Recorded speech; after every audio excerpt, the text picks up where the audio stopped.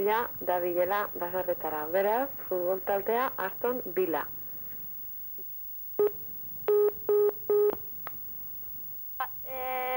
Respuesta Aston Villa. Agurua. Agur, Entzun duzu ez da, respuestia erantzuna Aston Villa.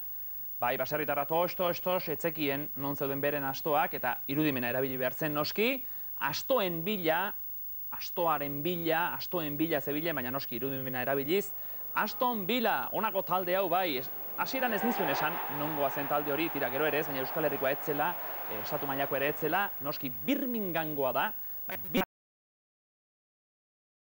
astoaren irudia jarri itzazue unetxo batez. Aste honetan galdezkata ari gara, zu badakit hiritarra zarela nola baita, ez duzu gaingo, baina kalekumea nola baita esateko ez da.